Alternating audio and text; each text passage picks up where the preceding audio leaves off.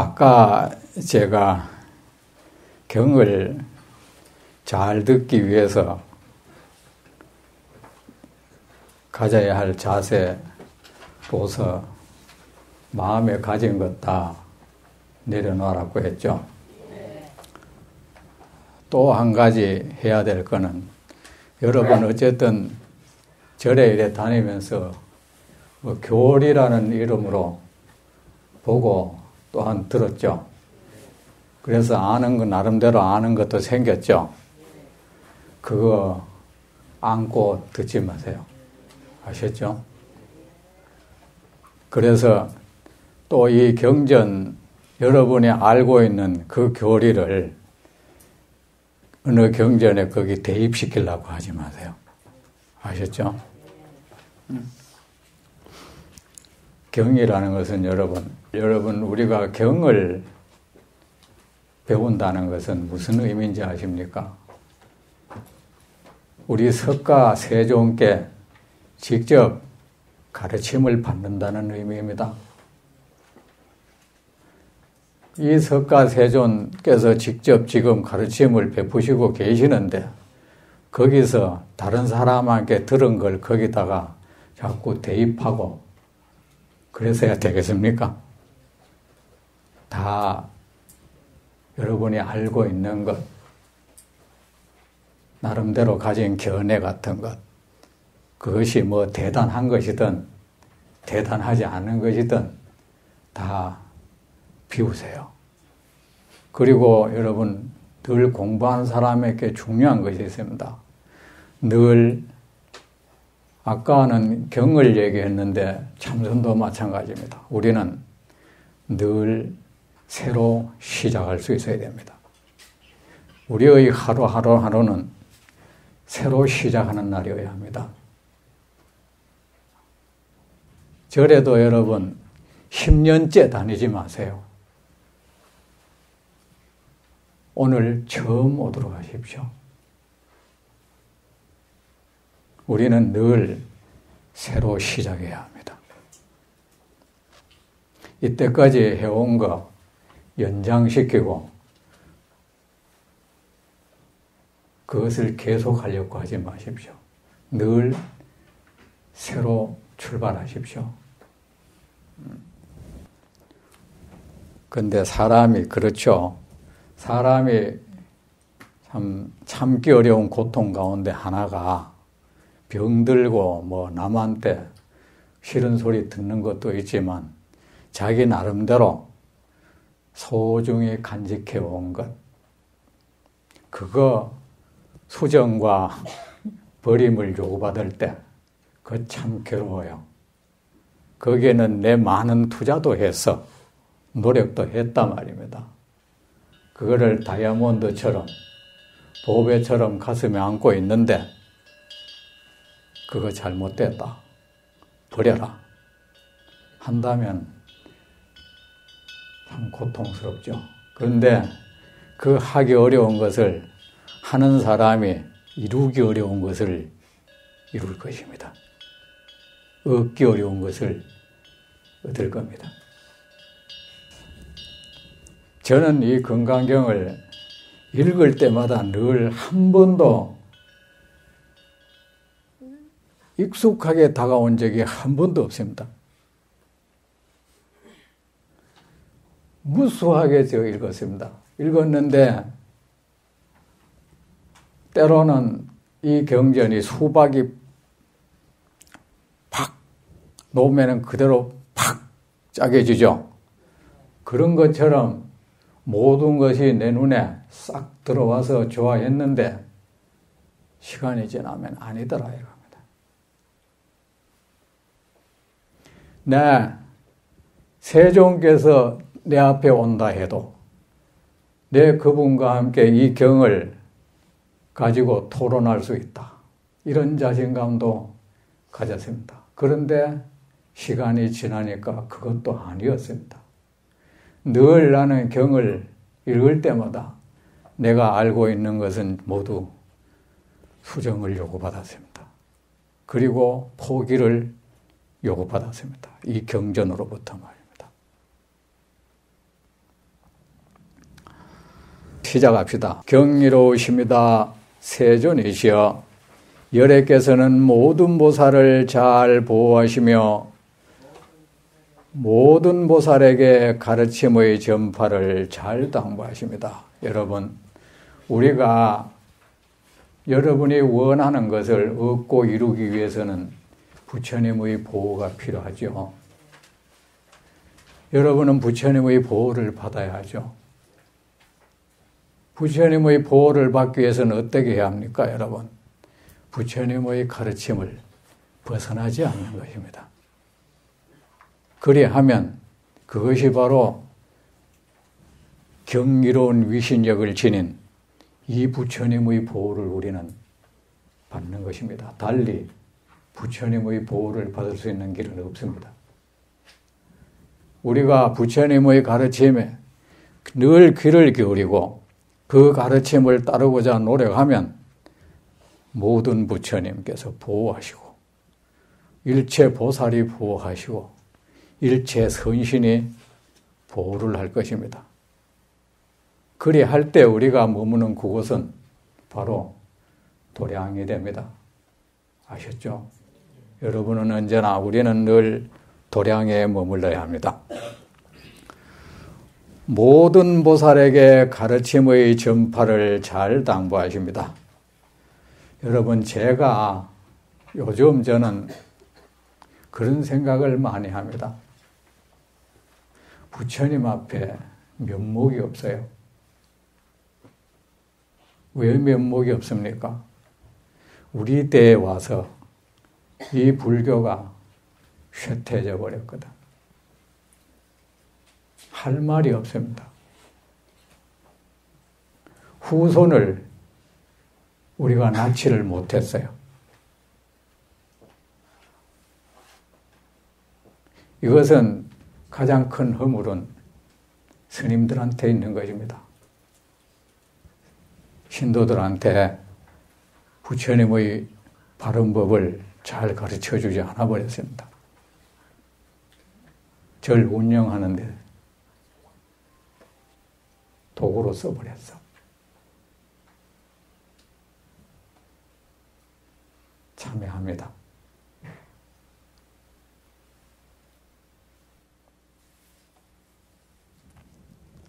포교라는 것은 단순히 어떤 사람을 절에 나오게 하는 것이 아니라 그 사람이 또 다른 모든 사람을 교화해서 부처님의 제자가 될 수 있도록 능력을 배양해 줘야 하는 겁니다. 다시 말해서 부처님 후손을 낳을 수 있도록 그런 능력을 배양해 줘야 되는데 그렇게 못 해줘서 그거 책임은 스님들한테 있는데 우리는 후손을 못 낳는 사람이 되어버렸어. 부처님 앞에서. 여러분은 이때까지 살아오면서 얼마나 어떤 외도나 종교가 없는 사람을 교화해서 부처님의 품 안으로 인도해 봤습니까? 몇 명이나 해봤습니까? 마냥 부처님 앞에서 내 소원 들어달라고 빌기만 하고 해야 될 일은 하지 않고 부처님 딱 하지 않겠습니까?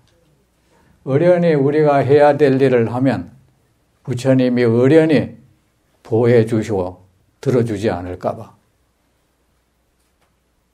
우리가 그런 말을 많이 하죠. 우는 아이에게 젖 빨리 준다. 여러분, 부처님은 그런 맹한 엄마 아니에요.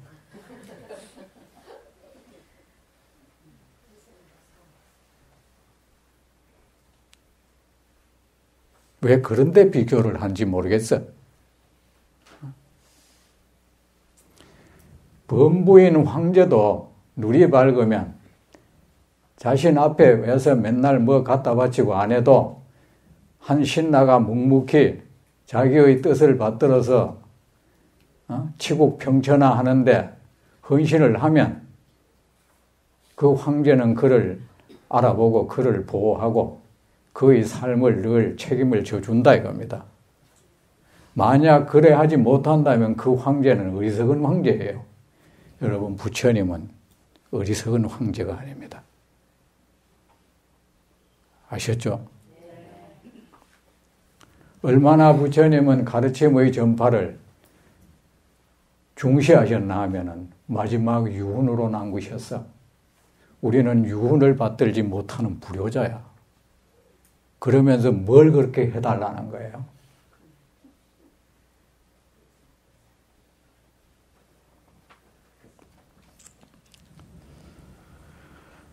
자, 우리가 부처님이 어떤 분이냐? 안거를 마치면 결제 있죠? 요새도 안거 있죠, 선방에. 안거를 마치면 부처님이 비구들에게 무엇을 말씀하셨는지 아십니까? 한결같이 떠나라, 비구들이여, 저 중생이 있는 곳으로 떠나라. 그래야 그들에게 나의 법을 전하거라. 이 말만 하셨어.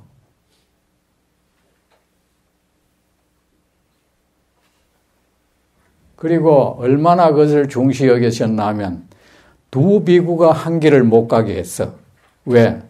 가르침을 전파하는데 효율성이 떨어진다고. 각각 떨어져서 다니라 했어요. 그 여러분, 살아가면서 단 한 사람한테라도 부처님의 가르침을 믿고 따르라고 좀 권해보십시오. 여러분이 그렇게 말할 때 선신이 기뻐합니다. 저 호법 신장에 이 사람이 진정한 부처님의 제자구나. 내가 보호해줘야겠다. 신장 기도 안 해도 여러분 집을 내어 살 것입니다. 아셨죠?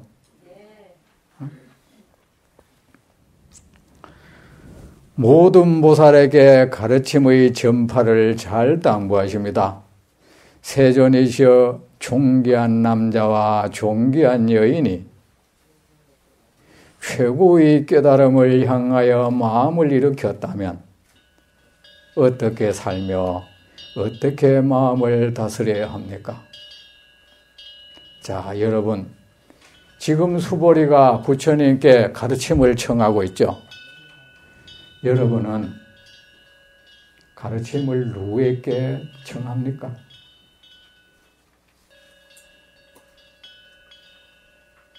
누구에게 여러분은 길을 묻습니까? 여러분, 우리의 스승은 석가모니 세존이십니다. 부처님께 길을 물으세요. 아셨죠? 그보다 더 확실한 길은 없습니다. 그보다 더 빠른 길은 없고 더 정확한 가르침은 없습니다. 부처님께 길을 물으세요. 경전을 읽는 것이 부처님께 길을 묻는 것입니다. 수보리가 부처님께 이렇게 무릎 꿇고서 길을 묻듯이 말입니다. 여러분도 늘 그렇게 하십시오. 아셨죠? 늘 자기 주장하지 말고 난 이렇게 생각한다 하면서 그러지 말고 오직 우리는 모르는 거예요. 우리가 뭘 안다는 겁니까? 응? 존귀한 남자와 존귀한 여인이 여러분에게 어느 사람에게 사람을 바라봤다. 오, 그대 존귀한 남자여, 존귀한 여인이여. 이 말이 머리를 통하지 않고 가슴에서 그대로 팍 나올 수 있습니까? 여러분에게 그런 가슴이 있습니까? 여러분, 나는 늘 내게 이런 가슴이 없는 것이 안타까워요. 눈물이 날 정도로 이 세상 사람들이 존귀하게 보여야 돼요. 우리는 부처님의 제자로서 차마 해서는 안 될 짓이 뭔지 압니까? 어떤 이유에서든 남을 업신 여기는 거예요.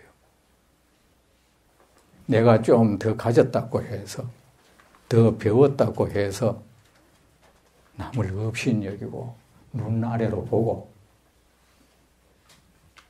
그런 짓 하지 마십시오. 절에 와서도 그런 사람을 제가 들어봐요. 절에 뭐 좀 도움을 자기가 돈이 있어가 좀 더 많이 준다고 해서 절에 뭐 주지스님 이런 분들하고 차나 좀 마시고 가깝다고 해서 자기가 특별한 사람이냐? 사람을 남을 업신여기고 그렇게 해서 그 사람이 절에 오고 싶은 마음도 싹 가시게 하고 그 죄보를 어떻게 감당하시려고 그럽니까? 부처님의 후손을 그렇게 끊어버리는 사람이.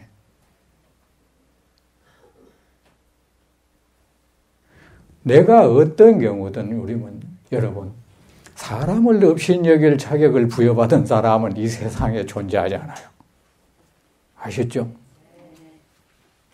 그리고 여러분 어떤 사람은 불교 공부했다. 자기가 뭐 경을 좀 읽고 참선 좀 하고 공부 수준이 높아졌다고 또 남을 여러분 무엇이 수준 높은 공부인지 아십니까? 그 마음이 진실해지는 것이에요. 남을 업신여기는 마음은 천박한 마음이에요. 그는 천해져 버렸어요. 천해져 있으면서 뭐 공부 수준이 높다는 거야.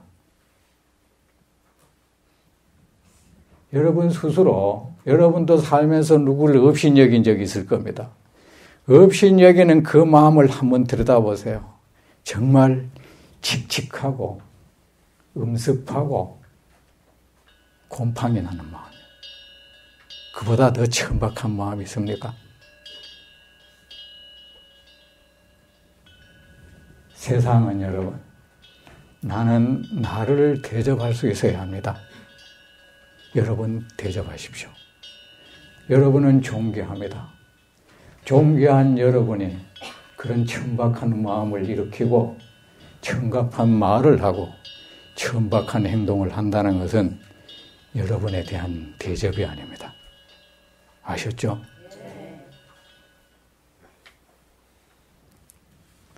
이런 가슴이 필요합니다. 부처님은 어떤 중생도 그냥 안 불렀습니다. 경전에 선남자 선여인이라고 했죠. 그게 뭐 착하다는 뜻이 아닙니다.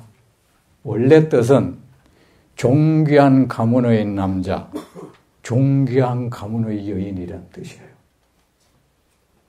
제가 이렇게 줄여서 한 겁니다. 여러분, 이 세상은 그 어떤 사람도 모든 가문이 존귀하다는 이 사실을 명심하십시오. 여러분이 업신여겨야 할 만한 그 어떤 가문도 존재하지 않아요. 설사 그가 나쁜 짓을 많이 해서 옥살이를 많이 하고 한다 해도 여전히 그는 존귀한 사람이에요. 법에 따라서 그를 벌을 하면 그뿐이지 우리가 업신여겨야 될 이유는 없습니다. 아셨죠? 네. 사람을 업신여긴다는 거 정말 가져서는 안 될 마음입니다. 무엇보다도 나 자신을 그렇게 천박하게 굴리면 안 됩니다. 사람을 대접하세요. 나를 대접하세요. 세상의 어떤 중생을 향해서 존귀한 남자 여인이여, 이 생각을 일으킬 때 여러분의 생각은 닿을 수 없이 고귀해져 가는 것입니다. 인천이 존경할 만한 마음이 여러분이 형성되는 순간입니다. 이 세상 누군들 칭찬받고 존경받고 싶지 않아요. 그죠? 여러분이 누구를 향해서 정말 그 가슴에서 그대의 존귀한 이여, 그 말이 나올 때 그대의 존귀한 이여, 저 진심으로 그대를 존경합니다 했을 때 일체 선신이 춤을 추고 이야말로 이 세상에 없어서는 안 될 사람이다 보호해 줄 것입니다. 명심하십시오. 이 말씀들이 무겁게 와야 돼요. 아셨죠? 내 이런 가슴이 없다면 부끄럽게 여길 줄 알아야 되고, 건강경이 좀 공부해서 뭐 좀 알게 됐다고 해서 또 남 없이 여기지 마세요. 그는 이미 경을 모르는 사람이에요. 존귀한 여인이 최고의 깨달음을 향하여 마음을 일으켰다면, 여러분, 무엇이 깨달음입니까? 의식의 개화. 우리의 마음이 눈을 뜨는 것이 깨닫는 것입니다. 우리가 눈을 감고 있으면 어떻게 해요? 헛것이 보이겠죠? 그죠? 다시는 헛것을 보지 않도록 하기 위해서는 어떻게 합니까? 눈을 떠야죠. 잠에서 깨어나야죠. 우리가 깨달음이라는 말이 잠에서 깨어난다는 뜻이에요. 잠에서 무엇이 깨달음입니까, 여러분? 국화를 국화인 줄 알고 진달래를 진달래인 줄 아는 것이 깨달음인 거예요. 깨달음입니다. 푸른 것을 푸른 줄 알고 붉은 것을 붉은 줄 아는 것, 이것이 깨달음입니다. 그렇게 하기 위해서는 어떻게? 우리의 의식이 눈을 떠야 돼요. 혼돈에서 벗어나야 돼요. 세상이 제대로 보이는 것입니다. 여러분은 여러분의 삶의 발길은 무엇을 향하고 있습니까? 헛것을 향해서 여러분은 달려가고 있지 않습니까? 필생에 저것을 손에 놓고 싶어 하는데 그것을 손에 넣는 순간 그것은 모든 괴로움을 불러들이는 발단이 될 텐데도 그것을 얻기를 평생 원하고 그것을 향해서 달려가고 있지 않습니까, 여러분? 혹시 우리가 발길이 향하는 그곳은 모든 고통의 자궁임을 우리는 알아야 합니다. 모든 고통이 거기서 웅크리고 있는데 우리는 그곳을 향해 달려가고 있어요. 왜? 우리 의식이 혼돈하기 때문입니다. 분간을 못해.